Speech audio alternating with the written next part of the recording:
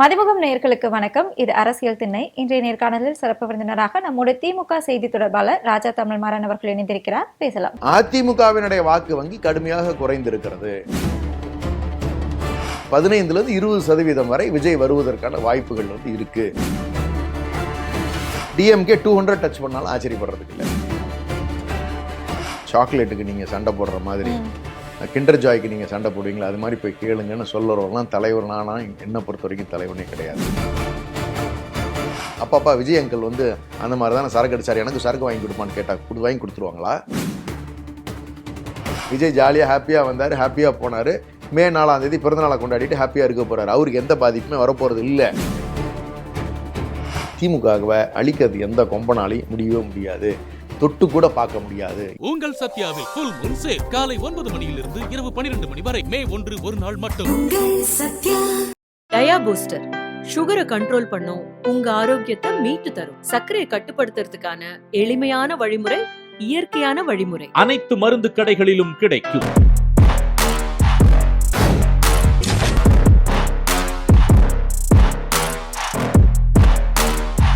வணக்கம் சார். வணக்கம்மா. அரசியல் திண்ணை நிகழ்ச்சியில சந்தித்ததுல ரொம்ப மகிழ்ச்சி சார்.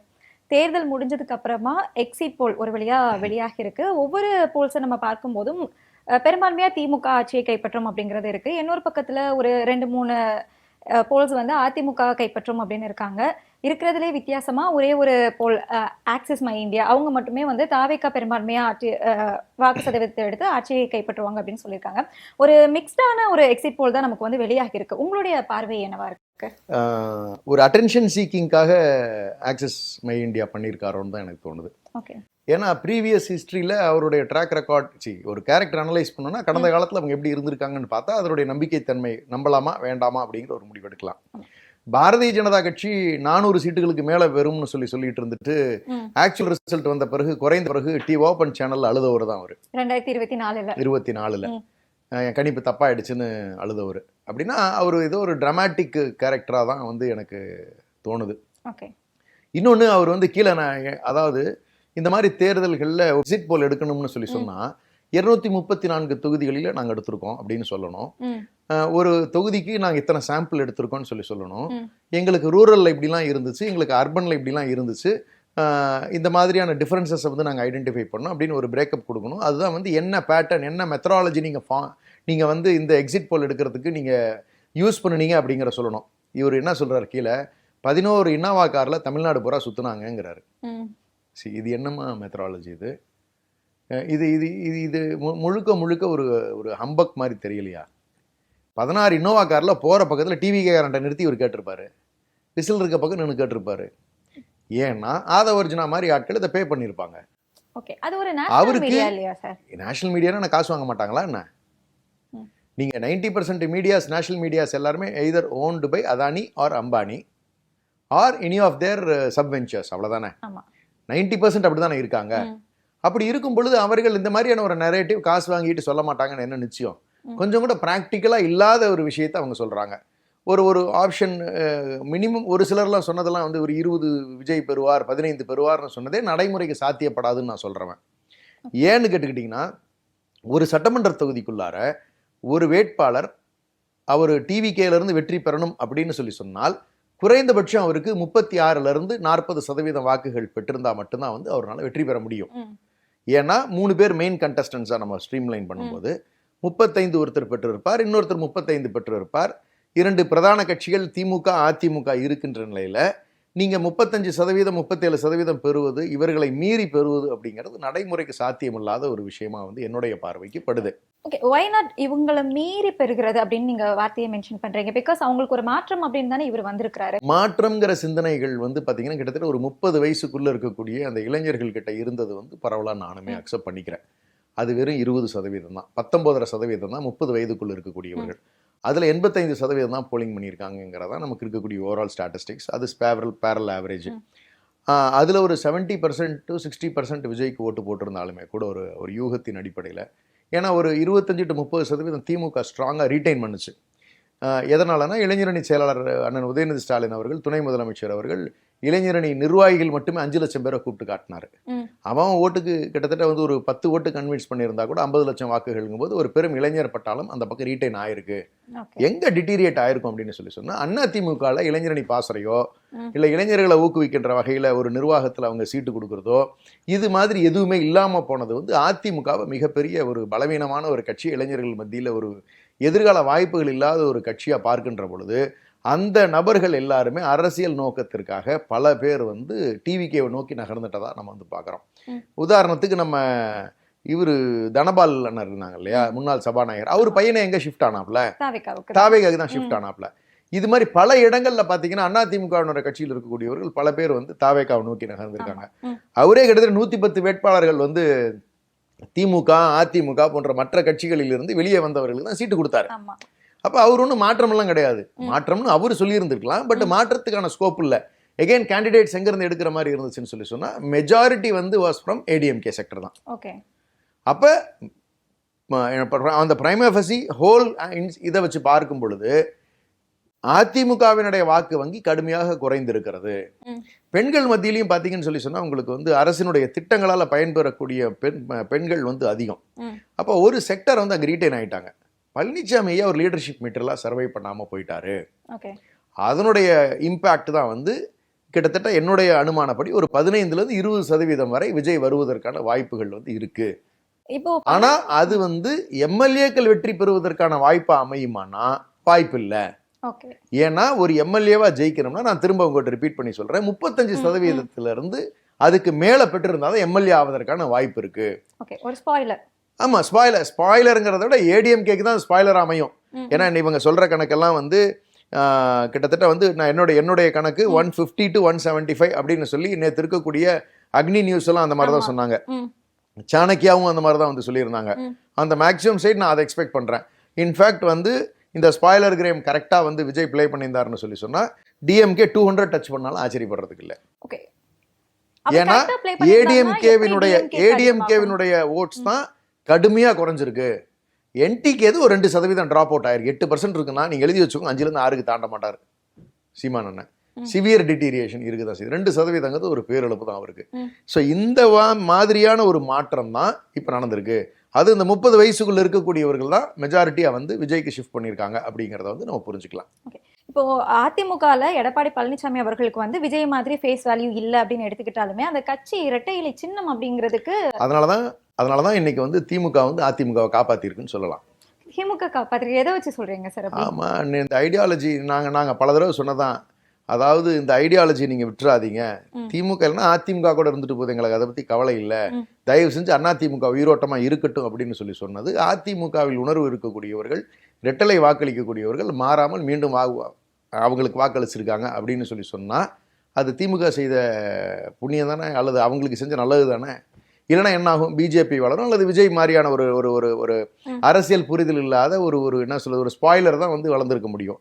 இது மாதிரி விஷச்செடிகள் வளருவதை விட அது மாதிரி மந்தமாக இருக்கக்கூடிய தற்காலிகமாக வளராத ஒரு மரம், பட்டு போகிற நிலையில் இருக்கக்கூடிய ஒரு மரத்துக்கு உயிர் கொடுத்து வச்சிருக்கிறதா தானே கணக்கு. இல்லை, அது பட்டு போயிடுச்சு அப்படிங்கிறதுனால நீங்கள் வந்து உங்களுக்கு வசதியாக இருக்கட்டும் அப்படின்னு நீங்கள் திமுகவில் இருந்து சொல்லலாம். ஏன்னா அவர் இருந்தால் எப்போ வேணா அடிச்சுக்கலாம், நம்மளே ஜெயிச்சுக்கலாம் அப்படின்னு. இப்போ தாவேகா வரதை பார்த்து இது ஒரு பயமா அப்படின்னு கூட எடுத்துக்கலாம். திமுக வந்து ஒரு விஷயம் நீங்கள் தெளிவாக வச்சுக்கோங்க, ஐடியாலஜி வைஸ் வந்து திராவிட முன்னேற்ற கழகம் வந்து என்றைக்குமே வந்து எந்த சிரமத்தையும் சந்திக்காது. ஐடியாலஜி வைஸ் நான் கிளியராக சொல்கிறேன். ஏன்னா திமுகவினுடைய ஐடியாலஜி அப்படின்னு கேட்டிங்கன்னா தமிழர்களுடைய வாழ்வியலை தான் நம்மளுடைய கொள்கைகளாக வச்சுருக்கோம். புதுசாக ஒன்றும் சொல்கிறதுக்கெலாம் ப்ராக்டிக்கலாக வந்து அதாவது இன்னோவேஷன் எதில் இருக்கலாம்னா ஃபாரின் இன்வெஸ்ட்மெண்ட்ஸ் கொண்டு வரதில் இருக்கலாம், சயின்ஸ் அண்ட் டெக்னாலஜி புதுசாக கொண்டு வரதில் இருக்கலாம். பட் பண்பாடு, நாகரீகம், மொழி, மண், அடையாளம் இதிலெல்லாம் வந்து தமிழர்களுடைய அடையாளம் தான் திமுக. திமுக உருவானதே வந்து இதெல்லாம் பாதுகாக்கிறதுக்காக உருவானது தான் வந்து திராவிடர் கழகம். பின்னாடி திராவிட முன்னேற்ற கழகமாக மாறுச்சு. அதெல்லாம் சமூக நீதி நம்ம கொடுக்குறோம். அப்போ இந்த மண்ணினுடைய அடையாளங்களை காலகாலத்துக்கும் சரி, இந்த 2000 வருடத்தினுடைய பண்பாட்டு கலாச்சாரத்தை இன ரீதியாகவும் சரி டிஎன்ஏல கேரி பண்ணுறது வந்து டிஎம்கே. அதனால் நீங்கள் இதுக்கு வந்து நீங்கள் ஒன்றும் மாற்று ஏற்பாடு நீங்கள் செய்யவே முடியாது. அரசியல் ரீதியாக சில வேறுபாடுகள் காரணமாக எம்ஜிஆர் அவர்கள் சில காலம் ஜெயித்திருக்கலாம், இல்லை ஒரு சில வேறுபாடுகள் காரணமாக, கருத்தியல் வேறுபாடுகள் காரணமாக ஜெயலலிதா அம்மையார் ஜெயித்திருக்கலாம். ஆனால் அது 2 இடங்களுக்கு மட்டும்தான் சாத்தியமாச்சு. ஒன்று திராவிட முன்னேற்றக் கழகம் அல்லது அண்ணாவினுடைய திராவிட முன்னேற்றக் கழகமாக ஒரு மாற்று கருத்து சொன்னவர்கள். ஆனால் 2 இடங்கள்லையுமே திராவிடம் தான் வெற்றி பெறுது அப்படிங்கிறதான் நமக்கு இருக்கக்கூடிய தெளிவான புரிதல். இதுதான் மெஜாரிட்டியாக இருக்கக்கூடியவங்ககிட்ட அப்படி இருந்துச்சு. தாவேகா மாதிரி ஒரு ஃபேக்டர் வந்து என்னன்னு கேட்டிங்கன்னா, திராவிடம்னா என்னன்னே வந்து அவங்களுக்கு தெரியாது, அவங்களுக்கு ஐடியாலஜி கிடையாது, அவங்களுக்குன்னு எந்த ஒரு பெரிய ஃபியூச்சர் ஃபோக்கஸும் கிடையவே கிடையாது. முழுக்க முழுக்க ஒரு சினிமா கரிஷ்மாவை மட்டும் வச்சு ஓட்டுகின்ற ஒரு கூட்டமாக வந்து இது அமைஞ்சிச்சு. இதுக்கு வாக்களித்தவர்களுடைய தன்மை எடுத்து பார்த்தீங்கன்னா, ஒரு 25-30 வயது நம்ம கணக்கு சொல்றோம் இல்லையா, இவர்களுக்கு அரசியல் புரிதல் தெரியவில்லை, அரசியல் புரிதல் இல்லை, தமிழ்நாட்டினுடைய வரலாறு தெரியவில்லை, தமிழ்நாட்டினுடைய மொழியினுடைய மீது இருக்கக்கூடிய பற்று ஏங்கிறது இவங்களுக்கு தெரியல. இவங்களுக்கு மாநில அரசியல், மாநிலத்தினுடைய சட்டமன்றத்துக்கு எப்படி தேர்ந்தெடுக்கப்படுவார்கள் எங்கிட்ட கேட்குறாங்க. நம்ம ஃப்ரெண்டு வந்து ஒரு ஆடிட்டர் ஆஃபீஸு, அங்கே உட்காந்துருக்கும் பொழுது நாங்கள் பேசிகிட்டு இருக்கும்போது அங்கே இருக்கக்கூடிய பூத் ஏஜென்ட்டாக வரக்கூடியவர்கள், தாவேக்கால இருக்கக்கூடிய நண்பர்கள் வந்து அங்கே ஃபார்ம் ஃபில் பண்ணுறதுக்கு அவங்க ப்ராப்பர்ட்டி டீட்டெயில்ஸ் அதெல்லாம் கொடுக்கும் பொழுது அந்த வேட்பாளருக்குண்டானவங்க வந்து கேட்குறாங்க, அவங்க சைட்லேருந்து அந்த ஃபார்ம் ஃபில் பண்ணாங்க, சார் எப்படி ஒரு 15-20% வாங்கிட்டா சிஎம் ஆயிடலாம்ல சார் அப்படிங்கிறாங்க. எம்எல்ஏக்கள் முதல்ல 118 பேர் ஜெயிக்கணும்ப்பா ஒவ்வொரு கான்ஸ்டிடுவன்சிலையும். இன்னும் இருக்கிற 234 118 எம்எல்ஏக்கள் ஜெயிச்சு அந்த எம்எல்ஏக்கள் எல்லாம் சேர்ந்து தான் வந்து உங்களுடைய முதலமைச்சரை தேர்ந்தெடுப்பாங்க அப்படிங்கிற அடிப்படை புரிதல் கூட அவர்களுக்கு இல்லாமல் இருக்கிறது. இந்த குழந்தைகள் எல்லாம் ஓட்டு கேட்கறதே வந்து என்னன்னு கேட்டீங்கன்னா, விஜய் ஜெயிச்சிருவாரானா விஜய் ஜெயிப்பது வந்து இங்க சாத்தியமே இல்லாத ஒரு விஷயம். ஏன்னா இந்த 30 வயதுக்குள்ள இருக்கக்கூடியவர்கள் தான் வந்து இப்படிப்பட்ட ஒரு சினிமாவின் பின்னால் இருக்கக்கூடிய ஒரு ஈர்ப்பினால் வந்து போயிருக்கக்கூடியவர்களா தெரியுறாங்க. தீர்க்கமா சிந்தித்து வாக்களிக்கக்கூடியவர்கள் மீதி 80% இருக்காங்களே. இப்போ இந்த 30 வயசுக்கு கீழே இருக்கிறவங்களுக்கு அரசியல் புரிதல் இல்லை அப்படின்னு நீங்களே சொல்றது வந்து உங்களோட தோல்வி நீங்களே ஒத்துக்கிற மாதிரி இல்லையா? எங்களோட தோல்வி இல்லை. நாம என்ன நினைச்சோம்னா 99, அதுக்கு தான் நான் அடுத்த கட்டத்துக்கு நான் இப்போ எங்களை எல்லாம் சிந்திக்க வச்சிருக்கு இந்த கூட்டம்.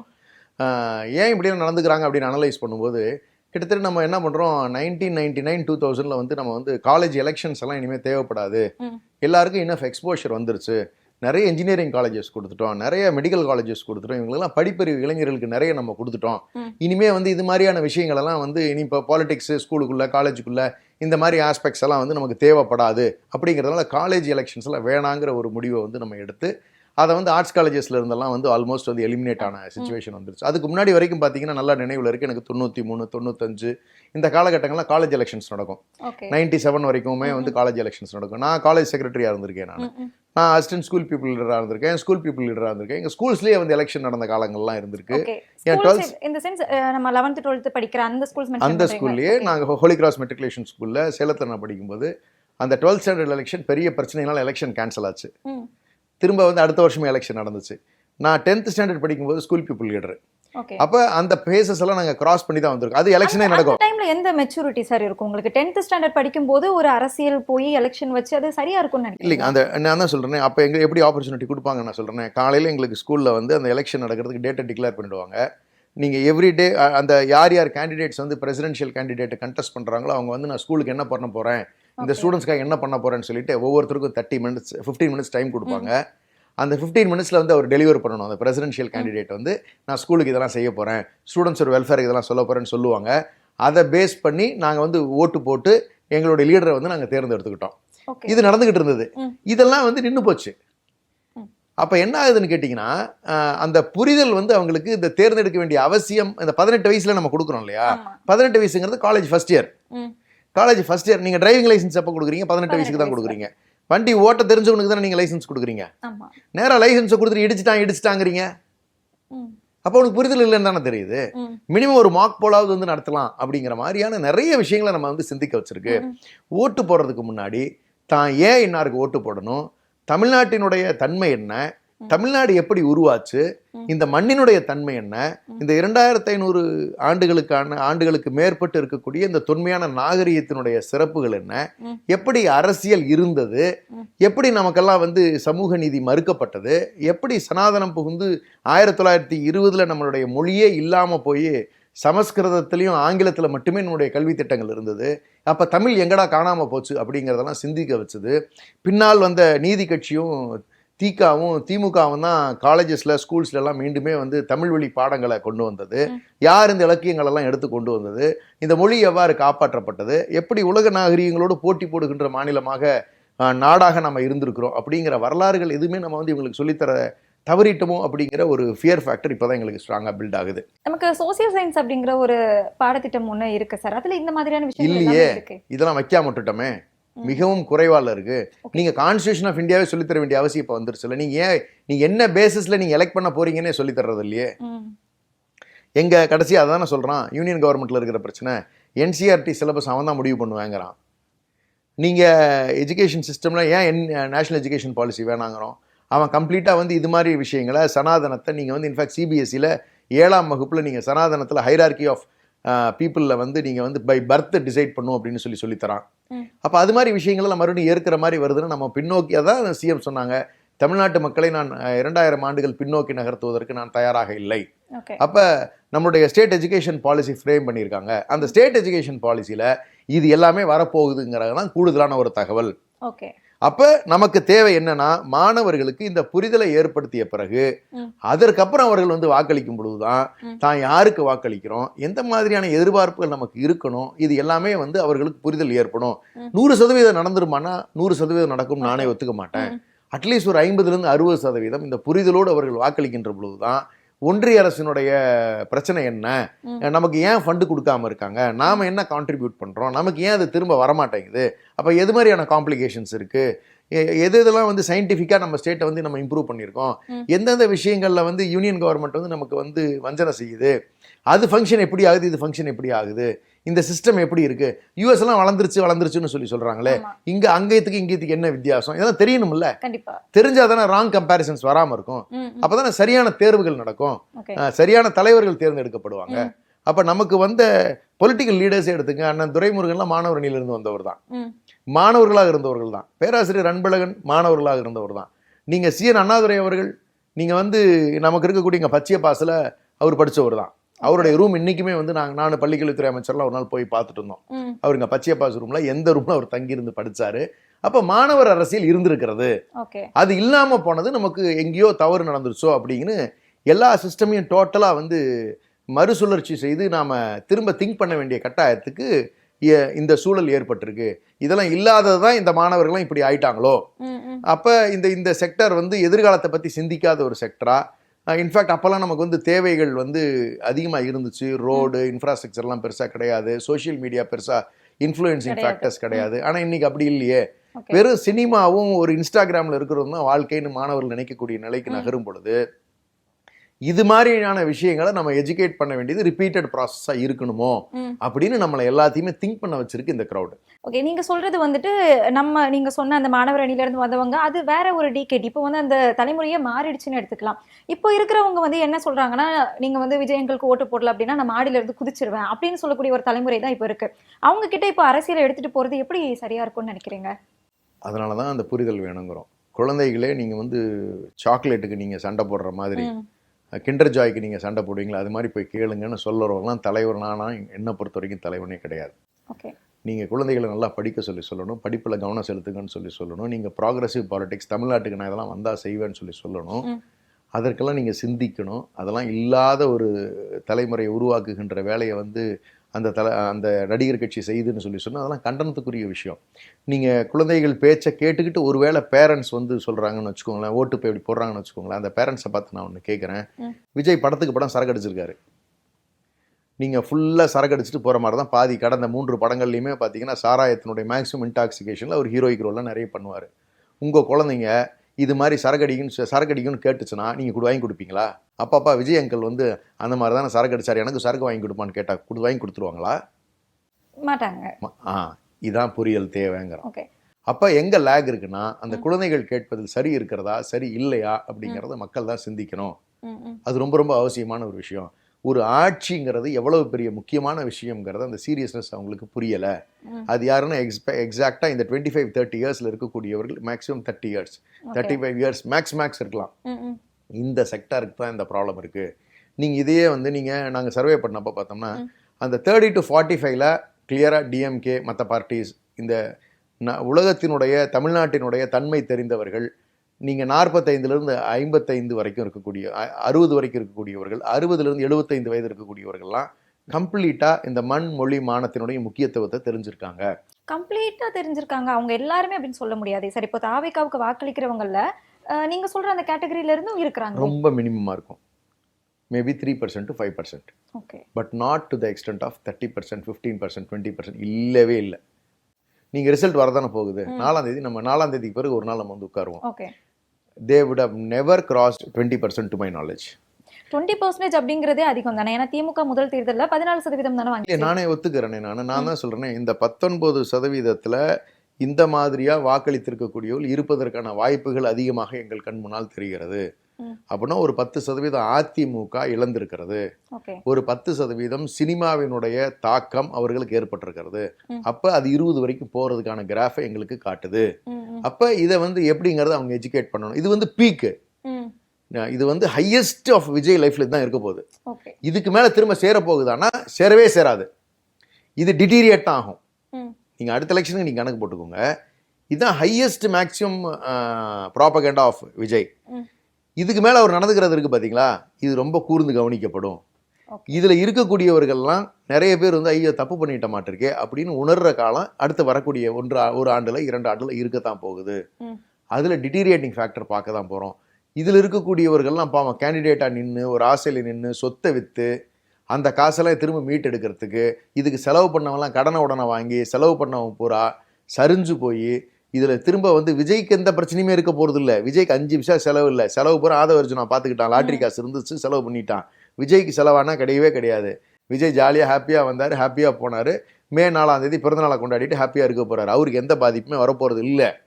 ஆனா மற்றவர்கள் அத்தனை பேருமே அந்த கட்சியில் இருக்கக்கூடியவர்கள் அவரை நம்பி போனவர்கள் அத்தனையுமே நாசமா போற நிலைமையில தான் இருப்பாங்க. அவ்வளவு இழப்புகளை சந்திச்சிருப்பாங்க. இது வேதனைக்குரிய ஒரு விஷயம்தான். ஆனா அதை மீறி திரும்ப தாக்கு பிடிப்பாங்களா, திரும்ப செலவு பண்ணுவாங்களா, திரும்ப இதே மென்டாலிட்டி இருப்பாங்களா அப்படின்னா இருக்க போறது இல்லை. ஏன்னா அன்னைக்கே நிறைய பேர் இன்னைக்கு பதிவுல சொல்றாங்க, தோத்து போயிட்டாருன்னு சொல்லி சொன்னா அந்த குழந்தைகளுடைய மனநிலையெல்லாம் வந்து சைக்காட்ரிஸ்ட் வந்து எப்படி நீங்க எடுத்துக்க போறீங்க, இதெல்லாம் நல்ல மனநிலையா இப்படி சொல்றது, குழந்தைங்களுக்கு சொல்றது முதல்ல ஒரு தலைவனுடைய பண்பா? நீங்க 18 வயசு வராத ஒருத்தருக்கு நீங்க வாக்கு கேம்பெயின் பண்றதே தப்பு இல்லையா? 18 வயசையே நீங்க கம்மின்னு சொல்றீங்க, என்ன புரிதல் இருக்கும்னு கேட்குறீங்க. நான் என்ன சொல்றேன், அந்த குழந்தைகள்கிட்ட போய் நீங்க பிரச்சாரம் பண்ணலாமா? அது தலைமைத்துவ பண்பா? அது எவ்வளவு பெரிய வரலாற்று பிழை. இவ்வளவு இந்த ஆள்லாம் தலைவராக இருக்க போறாப்லையா? அப்படின்னா அந்த பண்புகள் எதுவுமே இல்லாதவராக இருக்கிறாங்கிறத லேட் ரியலைசேஷன் நடக்கும். அடுத்த எலெக்ஷன் நடக்கிறதுக்கு முன்னாடி இதுக்கெல்லாம் புரிதல் நடக்கும். திரும்ப அவர் நடிக்க போயிடுவாரு, திரும்ப சினிமாக்கான சம்பளம் வாங்க ஆரம்பிச்சிருவாரு. அப்ப இவங்கெல்லாம் எங்க போக போறாங்க? சரி, திரும்ப யாராவது கூட்டணி அமைக்கிறாருன்னு வச்சுங்க. கூட்டணி இல்லாதனாலதான் இந்த பீக் கிராஃப் அடிச்சிச்சு. கூட்டணின்னு திரும்ப ஒரு பேர்ல போறாருன்னு வச்சுக்கோங்க. அப்ப இவன் மாற்றம் கிடையாது, இவங்களோட தான் யாரோ ஒருத்தர் கூட போய் சேர்றான். அப்படிங்கும்போது அங்கேயும் ஃபாலோ ஆகுமா? அப்ப this is the peak performance. இதுக்கு பேர் டிக்ளைன் தான் வந்து பார்க்க போறோம். எப்படியெல்லாம் வந்து அவர் சரியா போறாருங்கிறது காலம் தான் நமக்கு பதில் சொல்ல போகுது. ஆனா ஒரு விஷயம் நீங்க தெளிவா வச்சுக்கோங்க, திமுகவை பொறுத்தவரை நீங்க எவ்வளவோ பேர் ராஜாஜியில இருந்து நீங்க வந்து வரிசையா எத்தனையோ பேர் திமுகவை அழிப்போம், தீய சக்தி என்னென்னமோ நீங்க சொல்லி பார்த்துக்கோங்க. திமுகவை அழிக்கிறது எந்த கொம்பனாலையும் முடியவே முடியாது, தொட்டு கூட பார்க்க முடியாது. ஏன்னா இந்த இனத்திற்காக உண்மையாக பாடுபடுகின்றவர்கள் மட்டும்தான் வந்து இந்த திமுக இருக்க முடியும். ஜெயிச்சுட்டா ஒரு மாதிரி இருக்கிறதும் தோத்துட்டா ஒரு மாதிரி இருக்கிறதுக்கும் 2 மனநிலையிலையும் எங்களுக்கு வந்து எந்த பாதிப்பும் எங்களை ஏற்படுத்தாது. முத்தமிழறிஞர் கலைஞர் சொன்னதுதான் எங்களை பொறுத்த வரைக்கும், அண்ணா அவர்கள் சொல்லி தந்துட்டு போனதுதான். ஏன் 13 வருஷம் 1977 நம்மளுடைய எம்ஜிஆர் அவர்கள் ஜெயித்த பிறகு கிட்டத்தட்ட ஒரு 12 ஆண்டுகள் ஆட்சியில் இல்லாமலும் கூட திமுக இருந்திருந்திருக்கே. அதனால ஒன்னும் கட்சி காணாம போச்சா என்ன? அந்த கொள்கை மரவர் கூட்டம் என்னைக்குமே இருந்துகிட்டு தான் இருந்தது. தமிழ்நாட்டை கட்டுப்படுத்திக்கிட்டு தான் இருந்தது. அவர்கள் நெறி மாறாம போறதுக்கு யார் அந்த நெறிமுறையை கரெக்டா கண்ட்ரோல் பண்ணிக்கிட்டே வந்தா? எம்ஜிஆர் தடமாறி போகாம இருக்கிறதுக்கு ஒரே காரணம் முத்தமிழறிஞர் கலைஞர் கண்ட்ரோலிங் ஃபேக்டரா இருந்தனாலதான். எதிர்கட்சியா இருந்தாலும் கேள்வி கேட்கறதும் எம்ஜிஆருக்கு பயந்து எம்ஜிஆர் வந்து கலைஞர் அவர்களுக்கு பயந்து தான் தன்னோட ஆட்சி நடத்திக்கிட்டு இருந்தாரு. நீங்க ஏதாவது முக்கியமான கால்ஸ் எடுக்கணும்னா கூட நீங்க போய் அவரை பார்த்துட்டு வந்துருங்க, அவரு ஓகேன்னு சொல்லி சொன்னா எனக்கு ஓகே அப்படின்னு எவ்வளவு பாலிசி டெசிஷன்ஸ்ல வந்து அவர் தடம் மாறாம இருக்க வேண்டிய கட்டாயம் ஏற்பட்டுச்சு. அப்ப பிஜேபியை திரும்ப தமிழ்நாட்டுக்கு விட்டுருவோமா என்ன? எந்த காலத்திலையும் பிஜேபி வர போறது இல்லை. விஜய் வந்து ஒரு ஸ்பாயிலிங் ஃபேக்டரா பிஜேபி தான் அனுப்பி இருக்குங்கிறத புரியற வர காலம் தெரியாமலா போகுது. தெரியும் போது குறையும், கடுமையாக சரியும். அவர் இல்லாமலே போவார். ஏன்னா இந்த ஃபெயிலியருக்கு பிறகு எவ்வளவு பேர் வாழ்க்கை வீணா போகும் தெரியுங்களா? அதெல்லாம் நான் பார்க்க தானே போறோம். நம்ம இட்ஸ் நாட் ஈஸி கேம். பாலிடிக்ஸ்ங்கிறது கண்டினியூஸ் கிவிங். மற்றவங்களுக்காக நீங்க டெலிவர் பண்ணிக்கிட்டே இருக்கணும். சுயநலம் இருக்கக்கூடாது. அதுல மற்றவங்களுடைய வாழ்க்கையை பத்தி சிந்திக்கணும், மக்களுடைய வாழ்வாதாரத்தை எப்படி வசத்துறதுன்னு சிந்திக்கணும். இது வந்து திமுக காரங்க கிட்ட தான் இருக்கிற வெகுவான ஒரு சீரியஸான behaviour. Especially mister Muthuvel Karunanidhi Stalin அவருடைய திட்டங்கள் அத்தனையுமே நீங்கள் கடந்த 5 ஆண்டுகளை நீங்கள் எடுத்து பார்த்தீங்கன்னா எப்படி வச்சுக்கிட்டாலும் ஒரு 2 மாதங்கள் 3 மாதங்களுக்கு ஏதோ ஒரு புதிய திட்டம் ஒன்று ஒவ்வொரு செக்டர் ஆஃப் த பீப்புளுக்குமே வந்து பெனிஃபிட் ஆகிற மாதிரியான திட்டங்கள் தான் அறிவிச்சுக்கிட்டு வந்தாங்க. அது எல்லாமே இன்னைக்கு நம்மளுடைய கான்ட்ரிபியூஷன் ஃபார் த ஸ்டேட் வந்து பெருமளவு இருந்திருக்கு. அத்தனை ஸ்கீம்ஸுமே மக்களினுடைய அடிப்படை வாழ்வாதாரத்தை உயர்த்துவதற்காக பெரும் பங்களித்திருக்கிறது.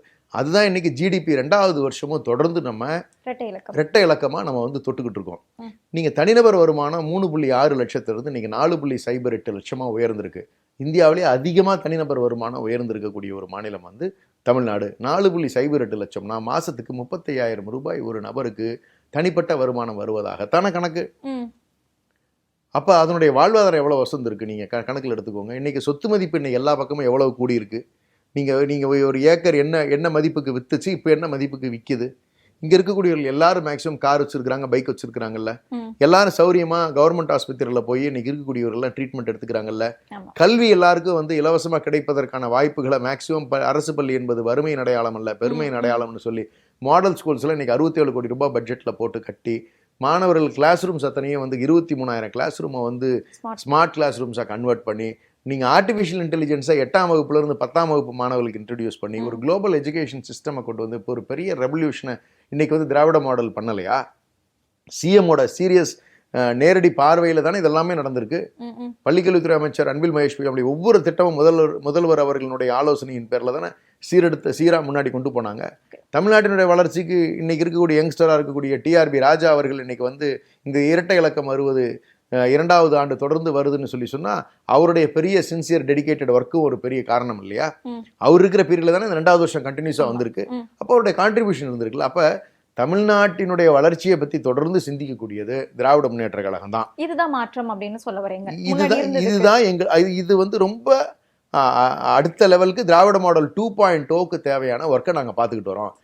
எங்கேயாவது சிஎம் வந்து தவறா கிரிட்டிசைஸ் பண்ணி தன்னை மற்றவர்கள் விமர்சித்த பொழுது அதற்கான விளக்கங்களை தான் கொடுத்துருக்காரே ஒழிய தவறான கிரிட்டிசிசமா எந்த தலைவரை பார்த்தாவது பேசி இந்த 5 வருஷத்துல நீங்க பாத்தீங்களா? இல்ல. தமிழ்நாட்டுக்கு ஓரவஞ்சனை செய்கின்ற பொழுதுதான் மோடி அவர்களையும் அமித்ஷா அவர்களையும் வந்து சத்தம் போட்டிருப்பாரு. பண்ணாதீங்க இதெல்லாம் சொல்லி சொல்லுவாரு. அதர்வைஸ் பர்சனல் மோட்டிவ் அவருக்கு என்ன இருக்கு போகுது? இல்லவே இல்லையே. பழனிசாமி ஐயா மாதிரி தனிப்பட்ட ஒருமையில நீங்க செங்கோட்டையா உன் வீடியோ கேசட்லாம் நான் நல்ல வீடியோ ரெக்கார்ட் பண்ணி வச்சிருக்கேன், நீ இப்படிலாம் பண்ணுவ அப்படின்னு ஒரு லோக்கல் ரவுடி மாதிரி போய் இறங்கி பேசினாரா? கிடையாது. நீங்க எல்லா லெவல்லையும் அவர் வந்து ஒரு சிறந்த தலைவராக தமிழ்நாட்டினுடைய வளர்ச்சியை நோக்கின பயணமாக ஏன் இந்த அதுக்கான அவர் தனிப்பட்ட முறையில் பழனிசாமி ஐயாலாம் வந்து முத்தமிழறிஞர் கலைஞர் அவர்களை விமர்சித்து தனிப்பட்ட முறையில் விமர்சித்து பேசிய பொழுது கூட அதுக்கு விளக்கம் சொன்னார். நீங்க பேசுறது தப்பு, மாத்திக்கிங்கன்னு சொல்லி சொன்னார். அவர் பேசுறதுக்கு அப்புறம் தான் இவர் பேசினார். அப்ப லீடர்னா the best example for the country today is Muthuvel Karunanidhi Stalin. நன்றி சார், நிறைய தகவல்கள் பகிர்ந்தீங்க. ரொம்ப நன்றி. நன்றி சகோதரி.